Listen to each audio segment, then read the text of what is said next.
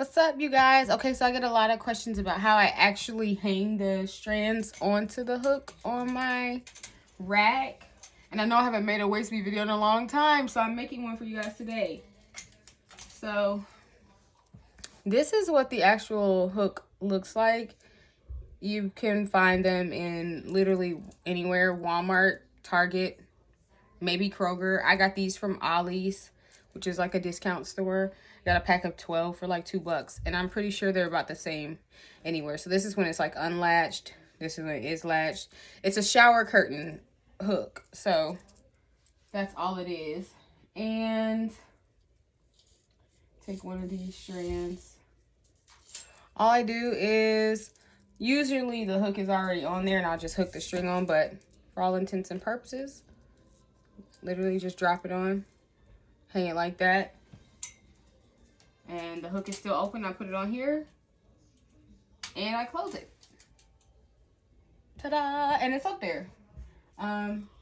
It's really that simple. It's not very complex. As you can see, I'm missing some strands. I sold a lot of strands for Black Friday. If you missed the sale, you missed the sale. But I still have a lot of strands left. But this is how I keep my strands organized and keeps them from like knotting up, which is really great for me. When I first started, I was trying to hang them on hangers, and the hangers worked, but they didn't work because the strands would like slide down to the end of the hanger and then they all would get like tangled. It wasn't really great for transportation. This is great for transportation because what I do is I'll take like a couple hair bows. And if there's a better way to do this, there's probably a better way to do this. But I'll take a couple hair bows and I'll put like at the top, at the middle, at the bottom. That way I can keep them on there. But this does come apart. So when I'm transporting them, I'll take this apart. The top part, I'll take it off right here and just put it in my car. And I'll take the bottom part off and put it in my car and separate.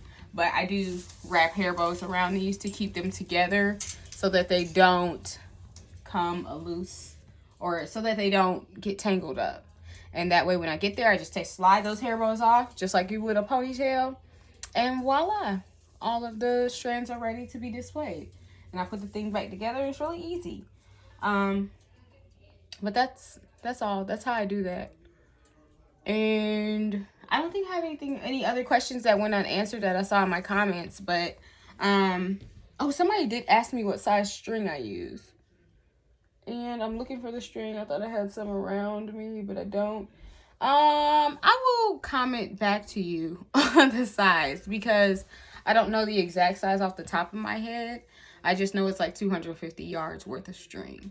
It's really thin though, because I like to use it for the size 8 beads. I am partial to the size 8 beads. My mom hates the size 8 beads. She likes the size 6 beads, which are the ones that you see here, the normal size ones. The 8 beads are, again, the very small ones. I like these because I think they look cute. But like the strands that I have on right now, well, the strands that I have on right now, they're all size 8 beads. So it just depends on you. But it's getting to be the end of the year, so I really appreciate everybody who has tuned in throughout the year.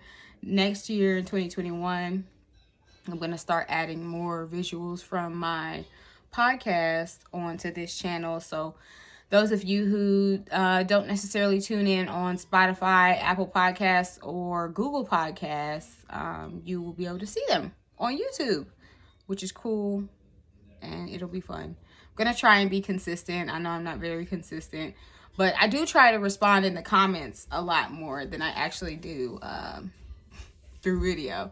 So you can also find me on Instagram at Kendra's Treasures and Twitter at Kendra's Treasure. And I believe I did accidentally create a Facebook page because you know how you can link your Instagram to your Facebook. I think I did that. So on Facebook, I think it's Kendra's Treasures too if you look for it. But if you're interested in listening to my podcast, I would also go check that out as well. It's on Spotify, Apple Podcasts, and Google Podcasts. I have so many like amazing guests on there who do awesome things besides just their regular full-time jobs. And it's a great way to give exposure to a lot of people who are like my age or younger or even older, who feel like they may be stuck in just working a 9 to 5 and not being able to accomplish any of the goals, their personal goals, because your 9 to 5 might not always just be what you want it to do in life, but you use your 9 to 5 as a way to fund your business. And I think that that is something that I am learning. That is something that I think a lot of my listeners are learning. And I think that's valuable information. So don't quit your job.